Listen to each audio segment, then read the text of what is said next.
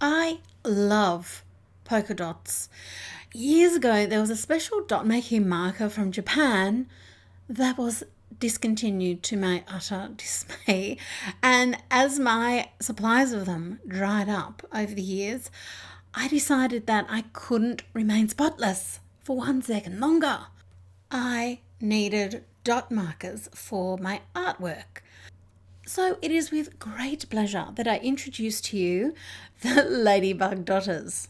To use them, give a little bit of a shake, prime them by pressing the dabber end down on the paper, and then make your little dots, circles, swirls and splats. What creates the marks is this nice little soft foam dabber end. There are 2 sets, and let's do the big one first. It's got 12 colours in it. It's called the Spot On set, and because these are dotters, all of the names are round things like red lollipops, orange pumpkin, pink macaroon, green light, blue planet. The ink formula inside is dye-based, which means that the colour is going to be translucent. So if you've got a drawing underneath, you'll be able to see it through the colour. The harder you press, the larger the dot. So if you just press lightly, you'll get the little tiny ones, but it's great to mix up the spacing so you get that visual texture, that visual variety. And of course, you can layer your colours one over the other. The Spot On set does have the basic mixing colours and a variety of beautiful vivid colours for you to play with. The Have a Ball set is a little bit different. The colours are softer, and when you shake it up, there's a tiny little skerrick of sparkle in these.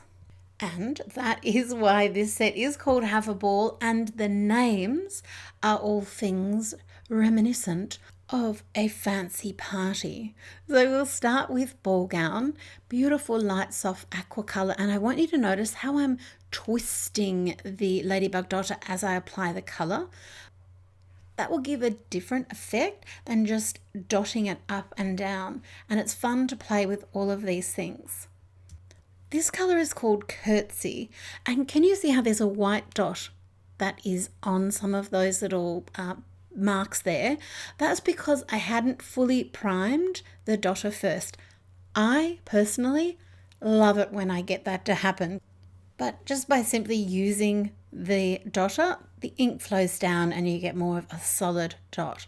But I say enjoy the little haphazard spots as well. If you don't like them, just make sure you prime the little foam tip of them before you start dotting with them. This is one of my favourite colours in the whole collection.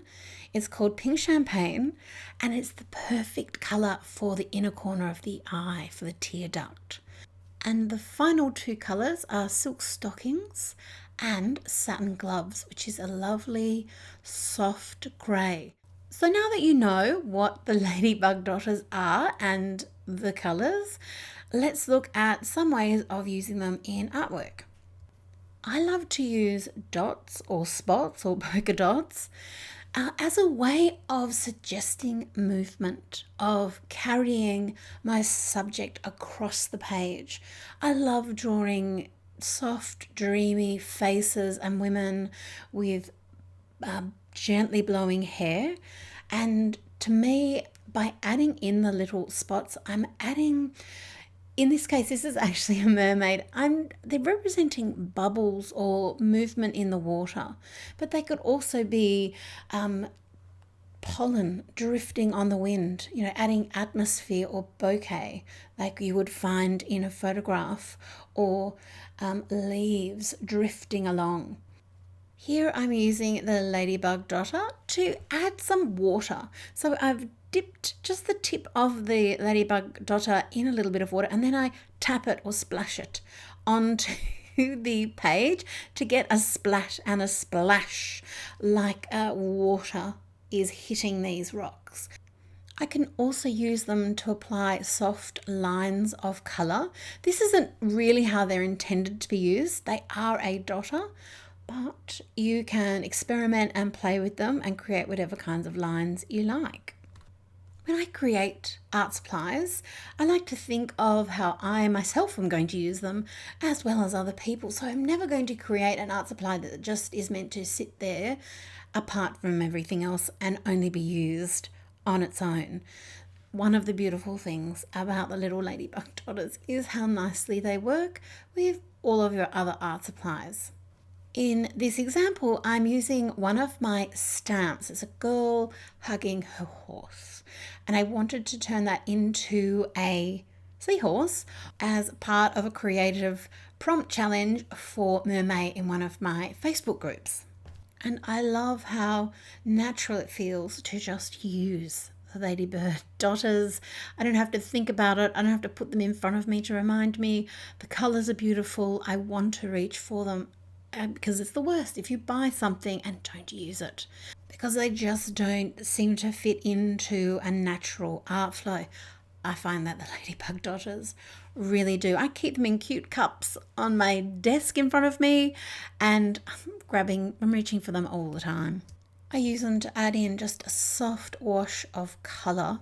I can let the ink dry. I can come back with pencil or paint pens or watercolour over the top. They're not the type of art supply that make you tighten up.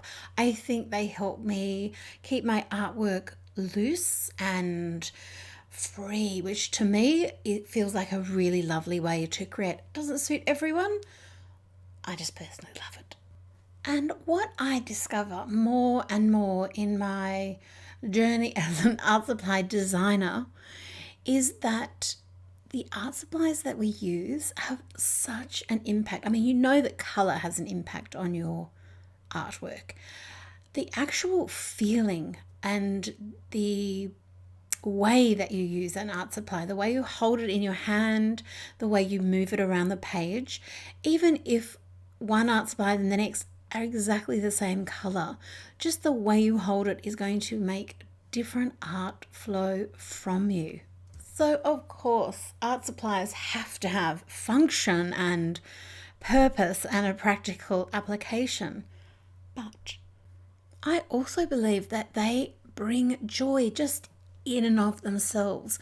So that's why I love to make my art supplies look nice, look inviting, to inspire you to pick them up. Like I said, the worst thing, the saddest thing, is for a poor little art supply that never gets used. Let's avoid that tragedy. One of the ways that I used to use my original, the discontinued dotty markers, was to start off a creative session, and I love doing that. Just adding some little dots, splops, marks, polka dots here and there. As I add them on screen, they seem to be more significant, but then as the ink dries, they just become part of the movement of the subject on the page. They disappear into the background, and that's what I want my spots in my artwork to do. When you create with them, you may have a different way of using them so that it's all about the spots, if that's what you so desire. That's a beautiful thing about being an artist, is we all get to create what we want, how we want, in our own way. And my favourite type of art supply, no matter what the brand, mine, anyone's, is art supplies that lead you on a curious adventure, that help you feel like you are experimenting and discovering new things. The way colours work, which colours you like, which colours you don't like. It's just as important to find what doesn't ring your bell as what does, because then you can add more of that.